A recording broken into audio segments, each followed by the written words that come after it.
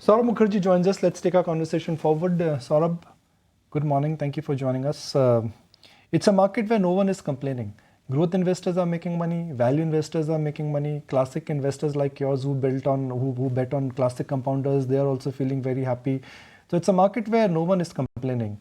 Do you think there is reason to celebrate, or now it's time to get contra and time to book some profits? I mean, look, I've never quite understood this profit booking piece to the extent that we live in a country which is the world's fastest growing economy. And we are the world's fastest growing economy by, I think, a massive order of magnitude now. I think 2 to 3x global growth is India's growth. So if you live in a country where nominal GDP grows at 10, 11%, good companies grow their earnings by 15, 16%, their cash flows by 19, 20%. I never quite understood why we should book profits. But I think if you want to look at it even more broadly, right, we've come out of a rate hiking cycle, both a global rate hiking cycle and a domestic rate hiking cycle. We've come out of that with GDP growth at around 6.5%. That's a remarkable outcome. I've never seen this in my career, where you come out of a massive rate hike cycle with Indian GDP growth at still such stellar levels, which suggests that as we now get into over the next 2 to 3 years, as we get into the interest rate down cycle, we should see even better macro outcomes, which at a very basic level suggests to me, stay patient, stay invested in the sorts of names that have been flashed up on the screen.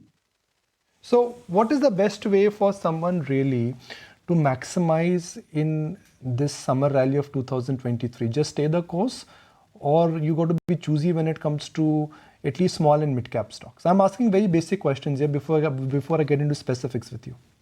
So one of the reasons, right, we advocate long-term investing, right? My parents were 75 years old. They're invested in our portfolios. My wife and I, we have invested in Marcellus' portfolios. So have 10,000 other people. The reason I keep advocating patient long-term investing is, I'll use TCS as an example. I thought TCS's results fourth quarter last year were good.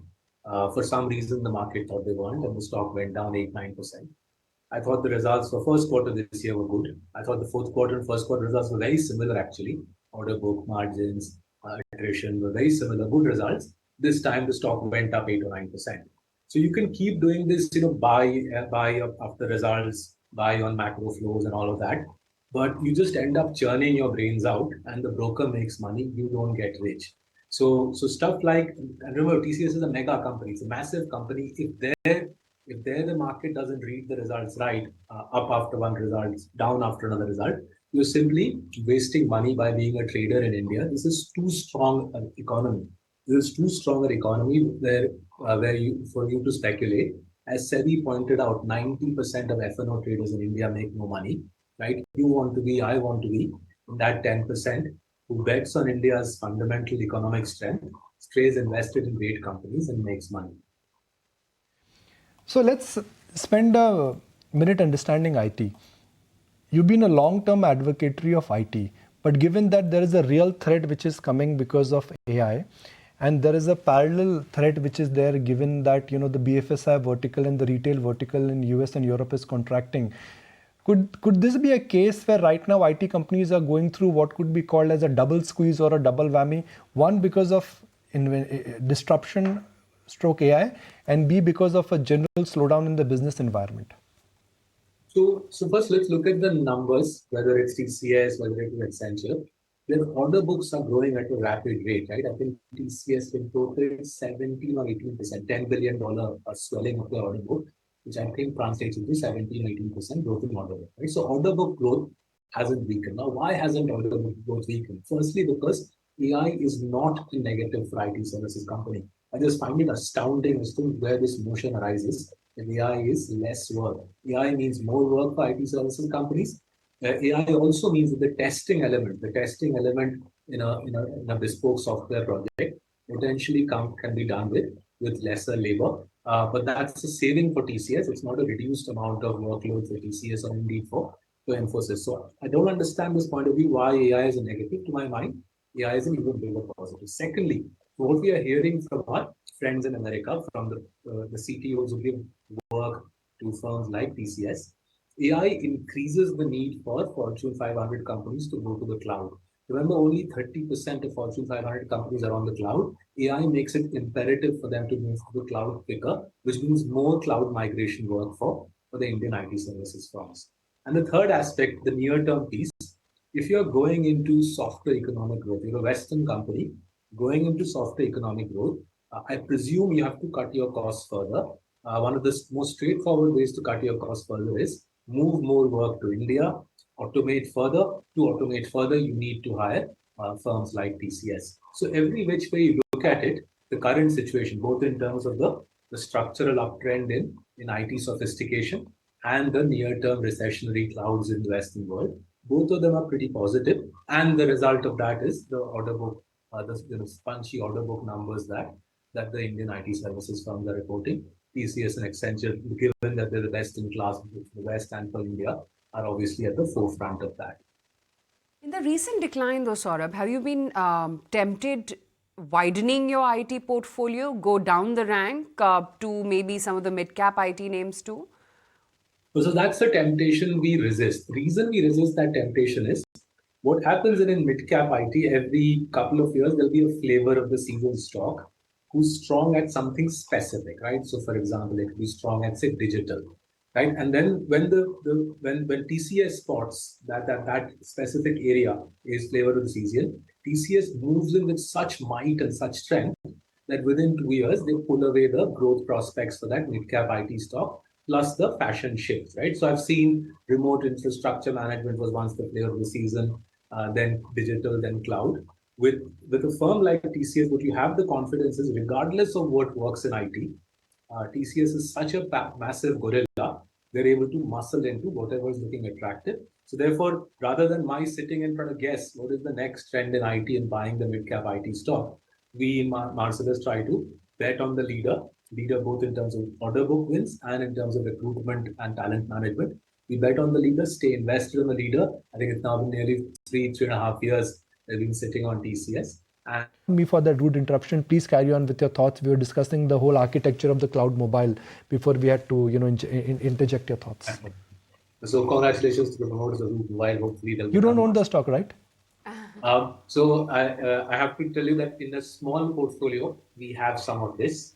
We have some of this in a small portfolio, but it's a portfolio which is invested by internal staff members, and it's called Field Crores in it. It happens to Internal be there. staff. I didn't know about this portfolio. So, I thought there is then all season portfolio. There's a global portfolio. There is a little champ portfolio. There is a star portfolio also. So what we do is we have some quant algos to pick up stocks like that, just pick up stocks which we invest our own money, and we make sure that everything is all the boxes are ticked. So in that experimental portfolio, I think we bought this a year or so ago, but it's too small to make a difference to anybody's wealth in Marcellus. And we're good for the promoters. They get an exit. I'm sure many years of hard work will be monetized. But coming back to the broader point, right? Root Mobile is very strong in cloud, and I remember from my discussion with colleagues, business messaging solutions for smaller businesses which they want to do in the cloud. Root Mobile is particularly good at that. I presume the MNC who's buying them wants to buy into this expertise. But TCS is strong in everything. Whatever emerges in the world of technology, TCS goes and muscles in on that. And therefore, I don't have to worry what is the next trend in IT. TCS is doing that hard work for me. Globally, Accenture does that hard work for me in my global portfolio. So, what are the new additions and what are the subtractions you've done in this market rally? Because on an average, the gains in large cap stocks are 15%, mid cap is 20%, small cap is 25%. Yes, I think you're broadly right. So this fiscal, our large cap portfolios are up, I think 17, 18%. Our mid cap portfolios are up 15, 16%. Main addition we made is around 3 months ago, we bought Metropolis Healthcare in our small cap portfolio. We believe that the whole funding boom, the private equity and venture capital pumped in money into startup lab companies, that I think is behind us. And Dr. Lal and Metropolis therefore should be well placed to benefit from the hike in prices again in the path lab sector. Barring that, we haven't made any massive investments. We're contemplating a couple more changes to two of our larger portfolios, but we haven't made any massive changes. Our portfolio churn is very low, 10 to 15%. We stay invested in companies for 8, 9 years, and therefore, we only hear from new idea from us every, say, 5, 6 months. I'd like to draw your attention to two themes which, in a sense, are toast of the town. One is railways and second is defense. Now, these are not great businesses. The return on equity, return on capital for both defense and even railway companies would be in mid-teens. But these are businesses where you can see the order book visibility, the onus of the government, and the top line to be strong for next couple of years. How do you approach a business like this where the return ratios may not be great as per your standard, but the size of the opportunity or size of the pot, as we say, or pond, is actually very large? So Nikunj, we're doing work on both of those plays. Let me just sort of delineate them. They're slightly different. So in railways, as you're rightly inferring, the government is giving more orders, the Indian Railways is giving more orders. And from what we are hearing, Indian Railways is also paying suppliers pretty quickly, right?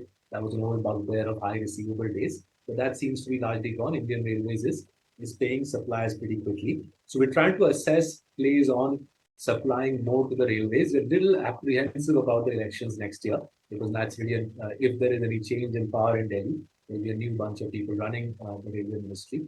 But as of now, it looks like a space there might be some attractive companies. Finding vendors to Indian Railways with deep competitive advantages is not easy.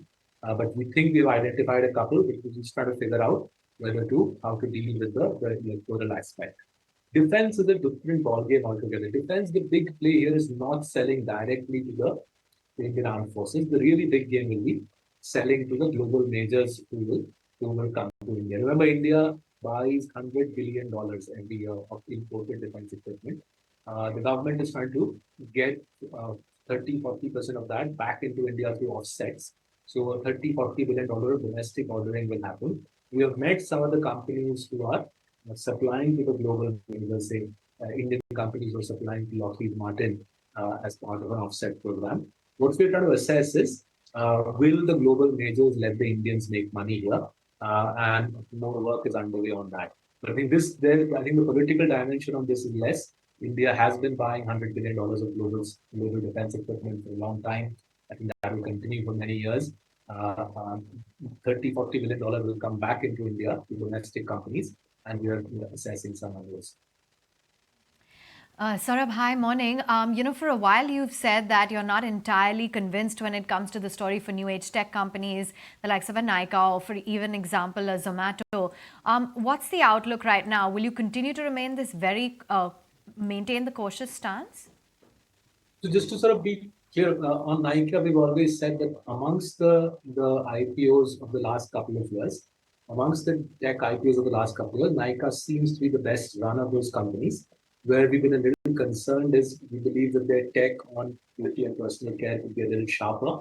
And we're a little perplexed by the move into apparel, where Myntra to online is the dominant player. But amongst these new gen players, Nykaa looks to be the best run of the company. I think finally we've done a terrific job there. Beyond that, we've struggled to find companies with competitive advantage. We're not quite convinced that many of these new generation tech companies have business economics which are attractive. We don't think they have unit economics which are attractive. They've clearly received a lot of money over the last 10 years. And I think if you speak to the venture capital PE community who invested in them, many of them will admit that they got both the valuations wrong and the business models wrong.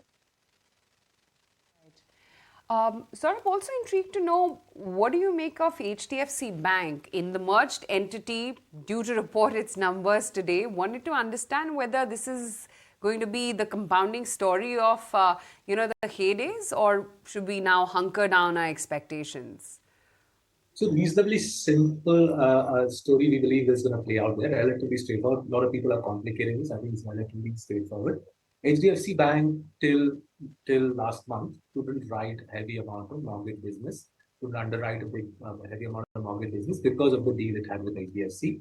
Mortgage business is the stickiest business for high street banks. In spite of not writing lots of mortgage business, HDFC Bank was growing its loan book, say, at 20%.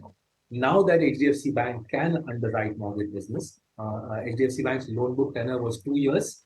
Mortgage business tends to be 10 years, right? So as HDFC Bank was basically running on one leg for all these years. But people didn't realize it because of the sheer strength of the bank.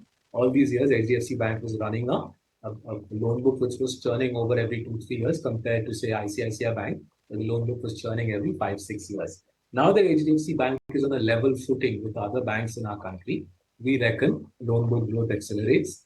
The liability piece, the need to fund HDFC's liabilities is obviously a challenge HDFC Bank is well aware of.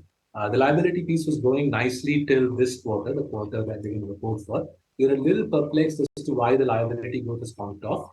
HDFC has said that they basically worked 2 months out of the 3-month quarter. We need to see whether HDFC Bank did something similar. Did they basically conk off for a month in order to get the integration right? If that's the case, then nothing much to worry about.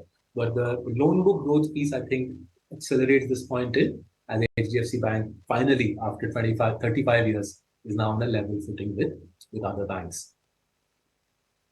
Okay, Saurabh, great to have you on the show. We'll let you go on that note. Good chatting with you as always. Let's just revisit what the market has settled in at.